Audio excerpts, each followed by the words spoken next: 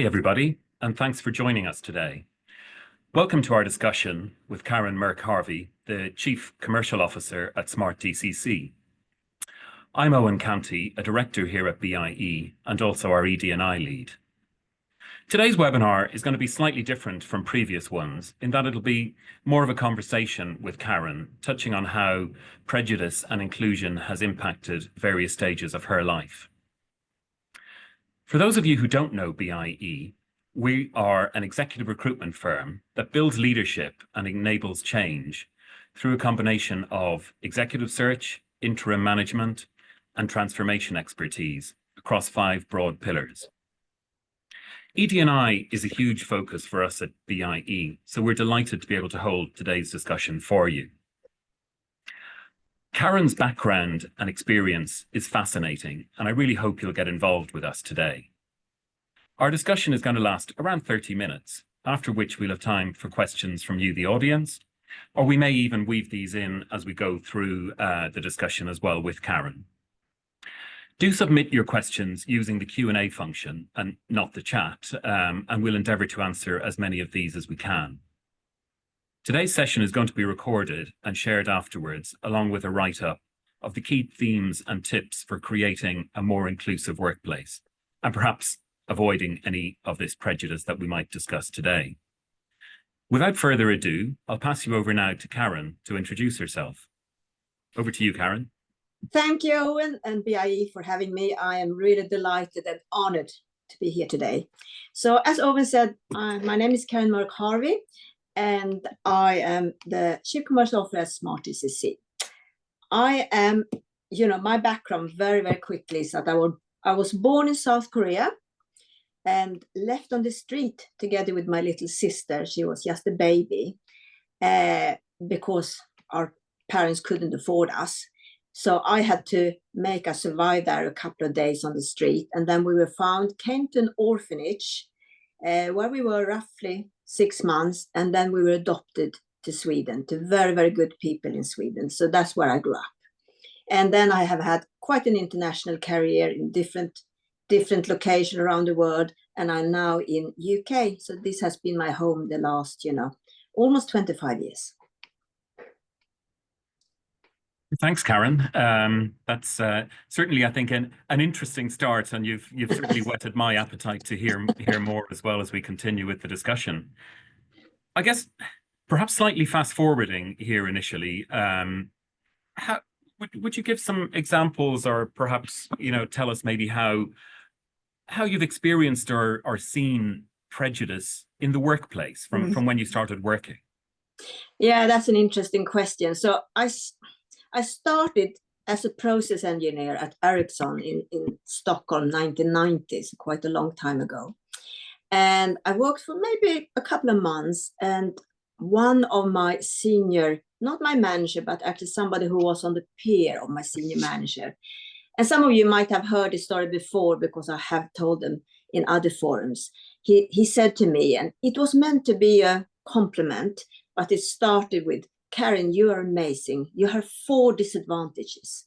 And of course, the only thing I heard was, "God, I have 4 disadvantages. I didn't even know." So I said to him, "What do you mean I have 4 disadvantages?" "Yeah, you're a woman, you're young, you're short, and you don't look Swedish." And that really has shaped my life because I'm very competitive. So I thought, I don't have 4 disadvantages. I'm going to show them, that I can do this without, despite these 4 disadvantages. So that was a very early experience. And I think that set me up and shaped me quite a lot. But then there is so many different examples. For example, when I was an expat in China, setting up Ericsson services business, most people thought I was married to an expat, that I didn't have a job or was a senior manager. The locals thought it was strange that I was socialized, so was a lot with the Western people. And even today, sometimes when we have offsites and I'm sitting in an offsite on the side, often the PA, the people, the staff in the venues, they always come to me because they think I'm the PA. So it's many examples over the years. And interestingly, you said that it was your first boss Mm. picked out on some of these. Would you say that you were aware of any of those, let's say, going back to when you were growing up in the north of Sweden? No, not at all. You don't go around and think about how you actually look like. At that age, you just hopefully have a very happy life, and you with your parents and family and other friends. And I think it wasn't until I was around. Maybe it was when I started school, and in school we start a bit late. In Sweden, we start school a bit later, so around 7 years old. I kind of realized I don't look like anybody else. And it manifests itself, by there was no hiding. I couldn't play truant. Everybody growing up north in Sweden, where it was not a lot of immigrants, it wasn't a lot of, different nationalities. Everybody knew who my father was because he was a doctor. And me and my sister, we were the adopted Korean children. And that actually really shaped me because there was no hiding. So everything I did was scrutinized, and I couldn't, be different by having the same clothes or being the same as everybody else by having the same clothes, etc. So I had to stand out. So that, and I'm competitive. So by being good at things, I realized very quickly that it's good to be good at things, because then you can't be picked on as much, and you have a positive, people remember you for something else than just that you look different. Yeah. And sort of just even sort of in that growing up in Sweden, and people thinking, oh wow, you look different, were people sort of coming to thoughts or perceptions, conclusions before they even started speaking with you? Oh, absolutely. So many different perceptions in Sweden or everywhere. So obviously they thought I was an immigrant, I was poor, we were given money, which obviously my parents wasn't very happy about. I was from Thailand. Did I have a massage, parlor? I didn't go to uni. It's all kinds of things. And because I speak Swedish fluently, they thought, oh yeah, you learn Swedish very quickly. How come you could do that? So a lot of different, perception about me, before you even speak to me. But in a way, it's a little bit easier in Sweden, because after a while, people realize that very much my culture, my values, my upbringing was very Swedish. And obviously I speak Swedish fluently. So that helps, but when you're in other countries, they don't know that I speak Swedish fluently. So then they don't automatically think I'm Swedish. And how, it's just thinking your career has expanded across, different continents, different countries. When you did start working outside of Sweden over in China then as well, which I guess brought you back onto the Asian continent, how were you perceived there as well when you started to work? Yeah, it's really interesting. Several things, So I was actually staying in a hotel, in the Radisson Hotel in Beijing for 2.5 years. A lot of expats did. And of course, all the Western people that were living there, when they, I was in the elevator, they could talk about me, sorry, not to me. They spoke Swedish or English because they absolutely didn't even realize that I could speak or understand either Swedish or English. I heard all kinds of things about, how I looked like, how I behaved, what I dressed, and what I was doing. Some of it positive, and some of them not so nice. In China, again, obviously all the Chinese customers, and that was actually something positive, because they were like, how come you don't speak Chinese? You look Chinese. And then that story came, and that kind of, connected us a bit. So that was really good. And then I think from a personal reflection, I felt very humble, because going back to Asia and seeing the poverty and kind of reflecting over how my life would have been if I hadn't, been adopted, been so lucky to be adopted. And that meant that I maybe was a little bit different as an expat than maybe the bog standard expat were. I wanted to understand more about the culture, and I also wanted to integrate more in the Chinese society. Interesting there.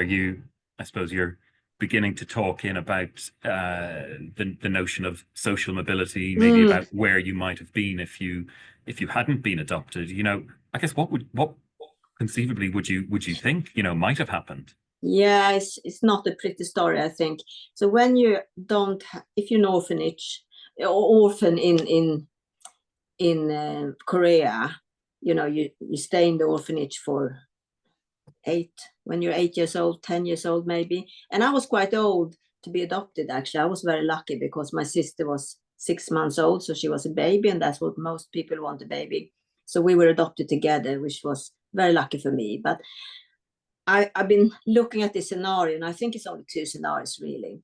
The two scenarios are either you go to the street and, working as a prostitute on the street because, you need to get some money, or I'm quite good with my hands, so I'm very good with handicrafts and things like that. So the other alternative would probably be to make some small stuff, flowers or paper flowers, or, doing something with my hands to try to sell on the street. But of course, it would have been a completely different situation, and it is poverty. You don't have any chance to get married either in this type of country if you don't have a dowry or parents that can pay for weddings and things. And what stage in your life would you say that you were, maybe when you started to realize I've had let's say a social mobility advantage by being brought up in Sweden, or did that sort of come later in your life? I think it came a little. I think my normal, what do you call it, primary school and maybe even middle and secondary school, I wasn't so aware of. I think it wasn't until I came to maybe A levels, university, and you started to get more influences from other people. It was a bit international. I went to the Royal Institute of Technology in Stockholm, and of course there were people, guest students from other countries, etc. So that's when it started, and during that time it started to be more interest also in media around the Asian countries, Japan, Korea came a little bit later, Hong Kong, etc. So that's when I started to really open my eyes around how lucky I was and what would have been. And then of course it culminated when I came to China, and I was traveling around I was there for almost 5 years, and I was traveling all around China. So Beijing is one thing, and Shanghai and the big cities, but out in the countryside, the poverty at that time in 95, 96 was very, very different. And no, it's good. It's good. Everybody should have a humbling experience, that live in the Western world and realize how lucky we are. And when you moved to the UK, then how, just sort of continuing that along from that sort of thinking about the social mobility or socioeconomic background type question, how did that strike you when you moved here? That's a really interesting question, because when I moved to UK in 2000, and I moved actually to the countryside in UK, so somewhere in West Sussex, and it's a Western country, so you don't expect it to be very different from Sweden, but it is. It's culturally different, and I was all kinds of experience in shops. They thought I couldn't afford to pay, even if I came from work and I had work clothes on. They always assumed I worked in the Chinese takeaway. I was the Filipino maid when people rang the doorbell. And I think what was most interesting was that people felt uncomfortable. Not everybody. There is a huge amount of people that are curious and interested and wonderful, but there are a big chunk of people in UK or England that they couldn't really put me in a box. They couldn't place me in a box. So is she one of us or not? Does she come from a private school background or a state school? Is she posh or not? Is she, north? Does she come from north or south? She says she's Swedish, but she doesn't look Swedish. And she works. And why does she work? So it's all kind of a question. And it's interesting that some of these people, when we had a social gathering and they had had a couple of drinks, some of it came out. So it's not just that I imagined that. They actually told me that we didn't know. We felt uncomfortable. We didn't know what to, make of you. And we couldn't know whether you, because I don't speak English, perfectly. They can't, judge from my dialect. But I seem to have quite a good job. So it was very confusing for them. And it wasn't until I moved maybe to bigger, first to Brighton and then to London, where it's very little of that. In a way, would you or could you think that it might be an advantage having a little bit of that mystique away from sort of, what other people might more strictly view the sort of socioeconomic background piece? Absolutely, it does, because some people are interested and it becomes, opening, a rapport and question, and people are curious, and you get to know each other. It's also, good, because then you start to ask questions or answering questions, and you realize that there are other people that maybe have the same situation, or, can share their experience. So it is a kind of an icebreaker. And there are a lot of people that find it fascinating and want to know more, which I think it is an advantage. The other advantage is, of course, you don't get forgotten. If you look like everybody else and do similar, then you also put in a box. So in a way, people say, oh yeah, I remember you. And then maybe my friends say, oh, they don't remember us, but they remember you.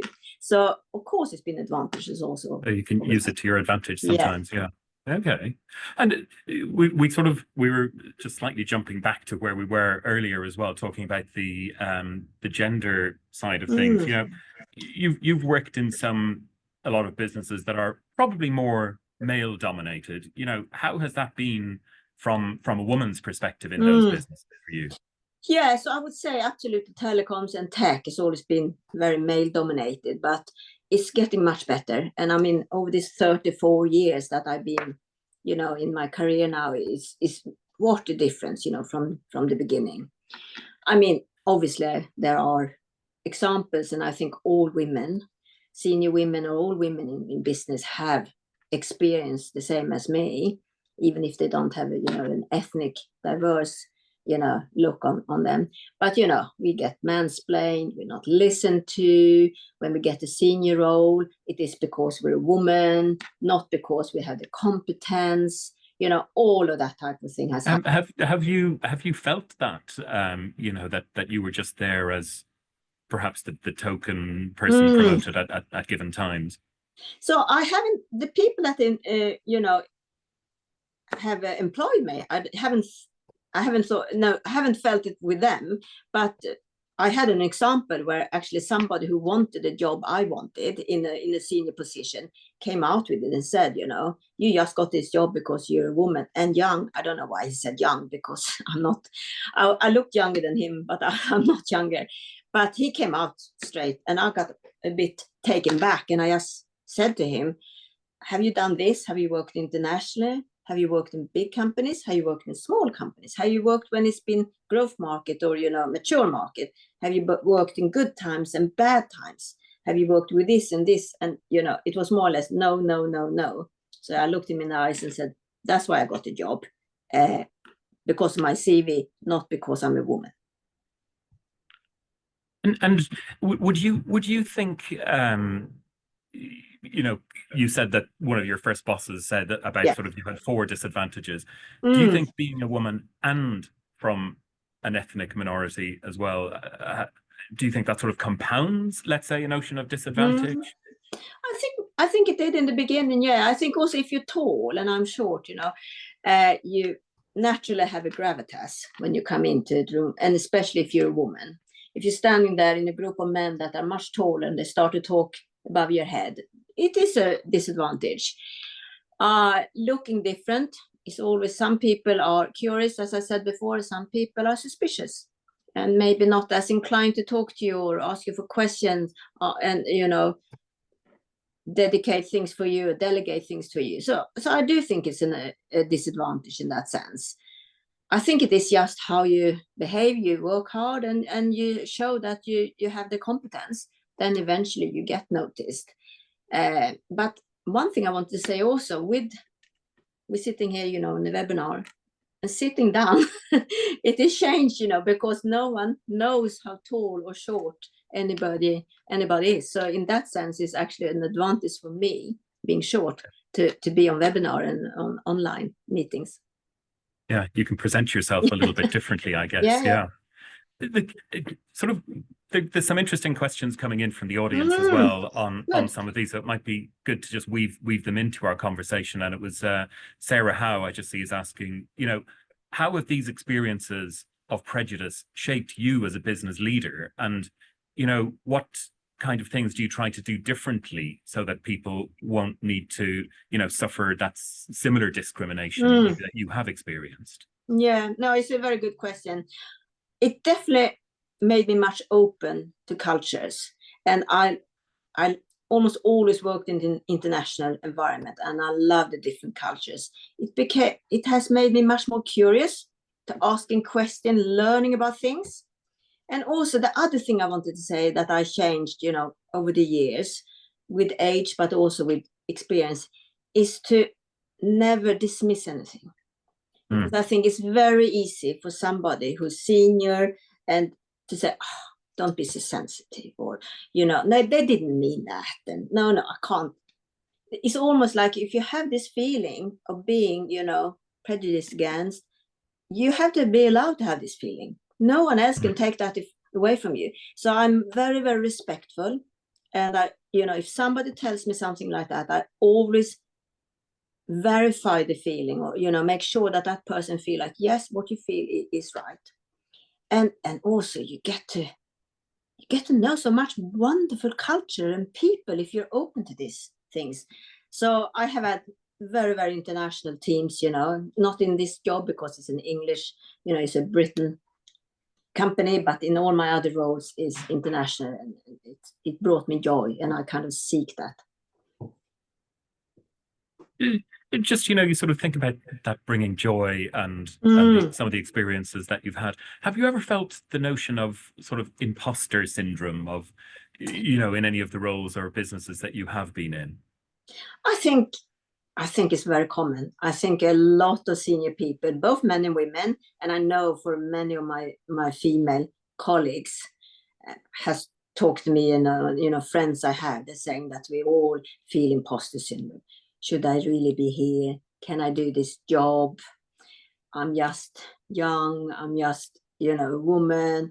I haven't had all the experience. Even if I tick 98% of the, requirement, you still feel like that. And things like that change with age. And I think it's very important that you early on, as somebody who feel like that, and especially if you're a woman and you have some sort of diversity, that you have people to talk to, role models. But it doesn't actually have to be a very formal mentor or a coach. It can be just informal, somebody that listens to you, and as again, taking it seriously, and say, you're allowed to feel like that, and give you advice, what would I do? And sometimes it could be good to have somebody that is a little bit more distance from, not your boss, or somebody maybe even from another company, that you can talk these things through. And not hearing this, because I think a lot of women here, oh, you're so sensitive. If you have felt it repeatedly, especially if you felt it repeated, it is there is something, and you need to talk about it with somebody, and you need to do something about it. Otherwise, it just eats on you. Interestingly, sort of just linked to that, we've got somebody else who has asked anonymously if they say, a lot of what you're sharing is very refreshing, open, honest, and you come across as very confident, but sort of has that confidence ebbed and flowed throughout your career, and sort of how have you managed that, sort of linked back to that? I don't want to go back to that sort of imposter piece, but just the overall confidence. I think it's grown. Thank you for saying that. I come across confident. I'm not always confident. I don't think anybody is actually, but I think it has grown with seniority and age. And I think also when you've been in a lot of different situations and worked in a lot of different roles and countries, you kind of you kind of have experienced a lot of the things, so you get more confident about that. And then I think with age, I am who I am. I can't go and pretend I'm somebody else. And I think, early career, we talk about leadership also. The leadership style has changed a lot. And coming from a Scandinavian background, where it's been always very flat and wide kind of organizational structure and less hierarchical than it is in, for example, UK. I've always been like that. I grew up like that. And in the beginning of my career, going back to that question, yes, when I had my first line management role, I was nervous. I didn't really know how to behave. And then I had somebody I could talk to, and that gave me advice, and I could talk things through. And she was really good. She said, Karin, you can't go around and pretend you're somebody else at work. It's exhausting. 8 hours or how many hours of work, because we all went in, didn't we, at that time? You can't. So you have to be yourself. But that doesn't mean that you have to work, you have to act ethically, and, you have to be perceived in a business environment, but you have to be yourself. And somehow it comforts me, I am who I am. And so be confident about that. We're all different, and it's wonderful. It's interesting.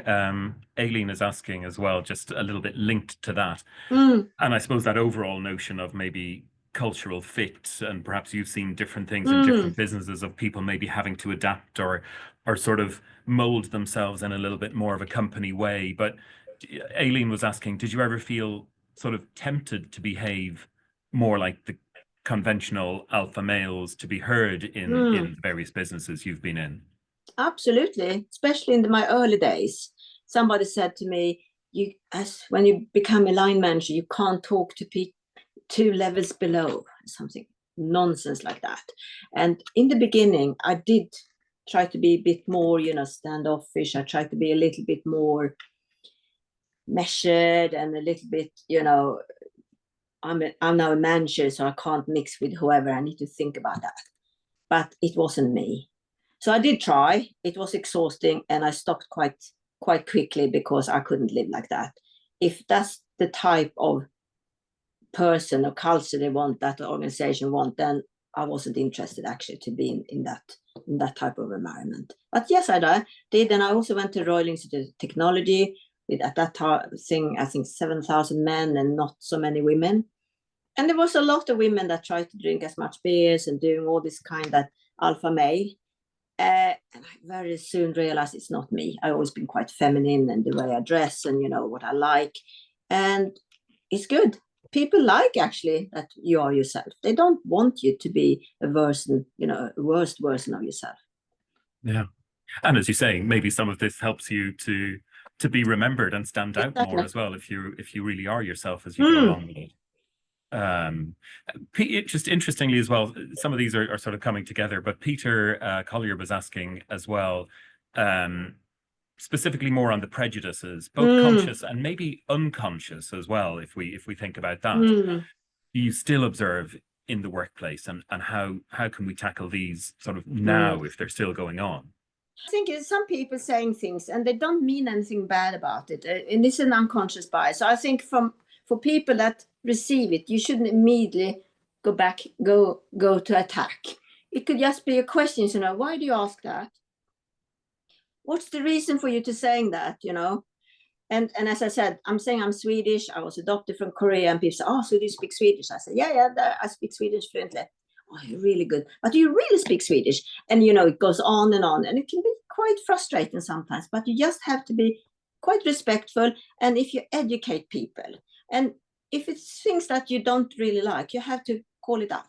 You said, I actually don't really like that you're saying that. That is not very nice. And I do that now. I'm much better. And that also comes with confidence and seniority and age. If it's something I don't want to answer, or if it's something that I think that wasn't actually a very good question, I would say it. But you can say it, in a friendly, respectful way. How would you feel if somebody asked you that? Why are you asking me that? And just on that as well, Peter was wondering, do you see some of that sort of some of those thoughts coming more from one demographic or sort of generation more than another? Is it more from baby boomers or Gen X, Y, Z? That's a good one. When I was younger, children ask a lot of questions, but they do it in a really nice way, a very innocent way, which never ever made me, feel uncomfortable or being offended.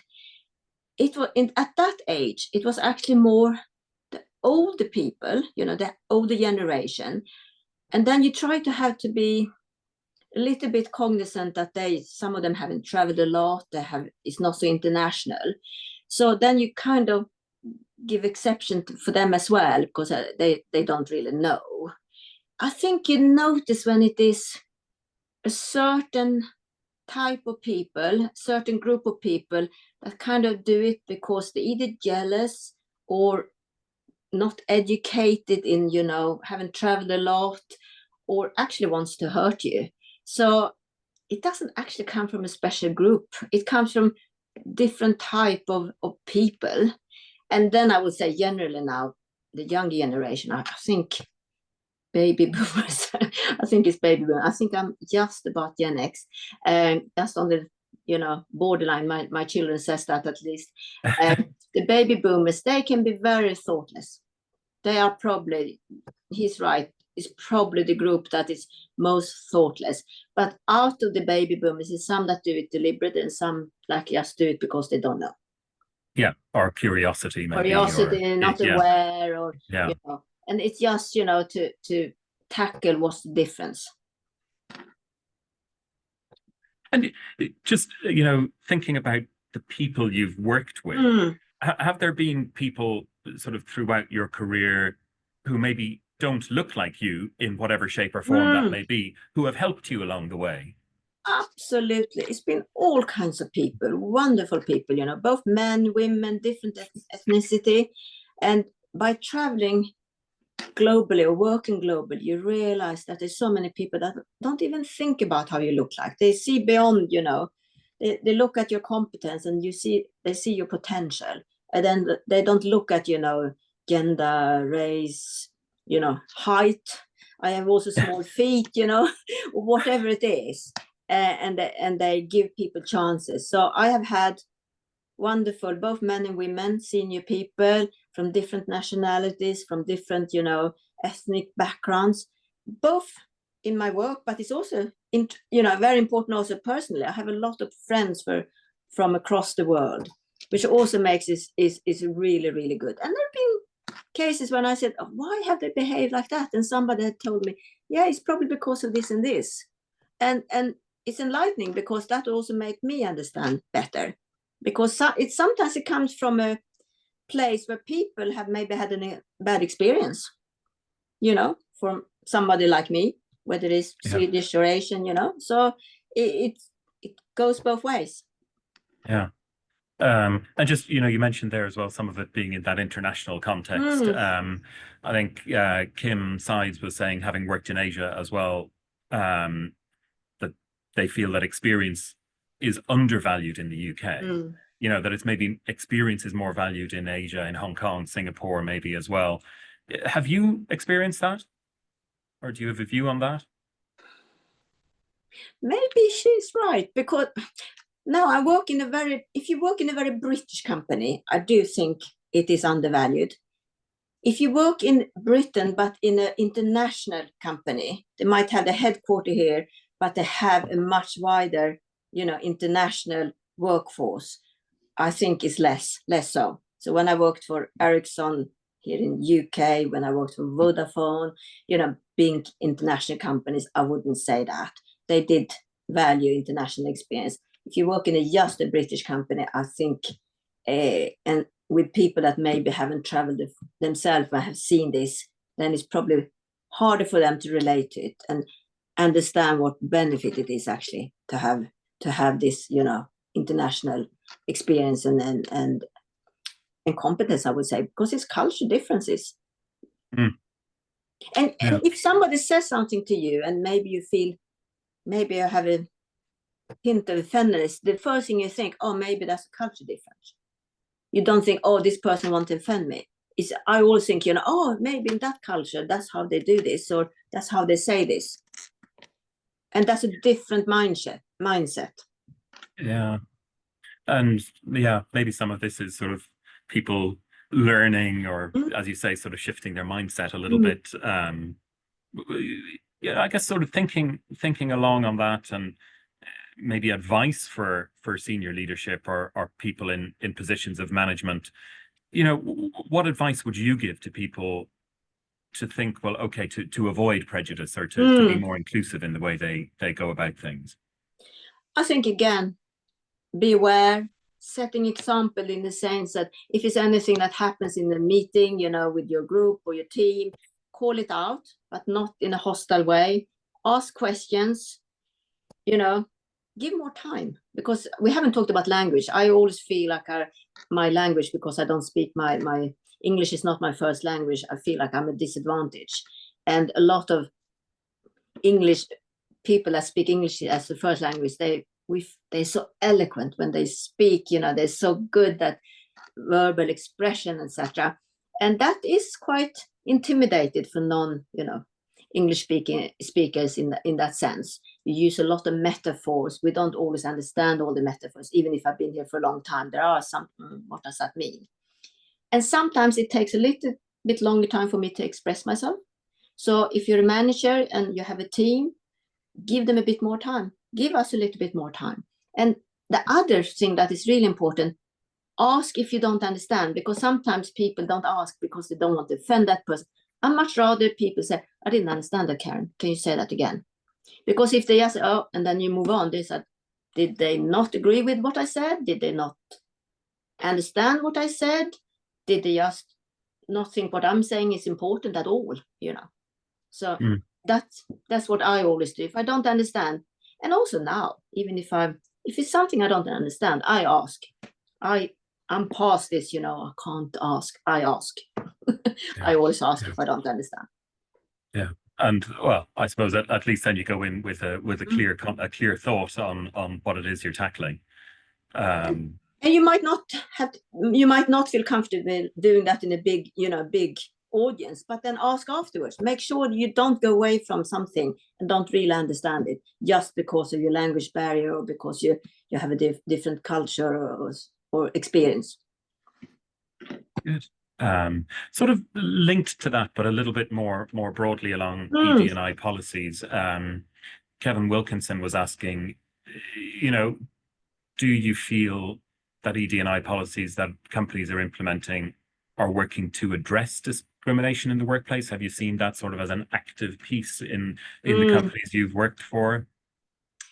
I think it's a journey, and we still have a way to go. I think there is a lot of ticking the boxes, but I think it's so much better than it was, 20 years, even 10 years ago. So one example I would give, there's a lot of companies that say, they have trying to get more women into the workplace, so they lot of support for younger women. So younger women, they come in and they get support, they get a mentor, they go on a rotation, etc. And that's good. And then senior women like myself get often quite noticed, because it's still not so many of us, and we get a lot of support, etc. But it's the women in the middle that, the women that actually then start to be challenged because, they want to start a family or etc. And that's when the company also needs to do something. So it's not just getting young women in and tick boxes about, oh, look how many women, what the proportion is. How do you help these women throughout, the career?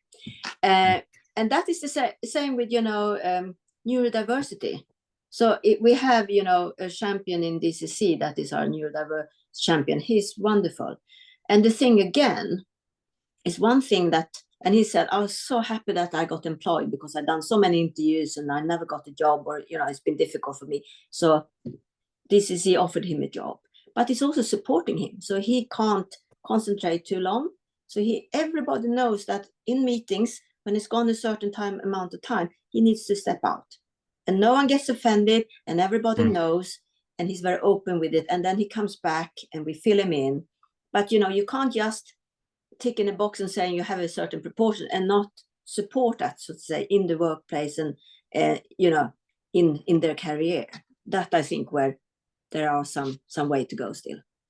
Yeah, and I suppose it's hard for you to say maybe, but do you see that sort of neurodiversity piece, or I suppose sort of assistance or openness around that? Would you say that's more advanced in telecoms tech businesses than broader industry? I appreciate that's a slightly off question to ask you that you mightn't have an opinion on, but I think it's bigger companies, more international companies. It's probably easier for them because they also have a variety of tasks. Because if you are certain neurodiverse, maybe you're not suited for certain tasks, but they have tasks that is more, home-based, more, can be programming, you're sitting by yourself, etc., and then check in, etc. So I think it's easier for smaller companies in general. It's harder than it is for bigger companies because it's such a variety of different teams and things they're doing.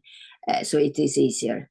And you could also, if there's somebody who wants to work very late at night instead, you have always some office open that time zone that could support that person, or whatever it is. So flexibility is easier for bigger companies, I would say.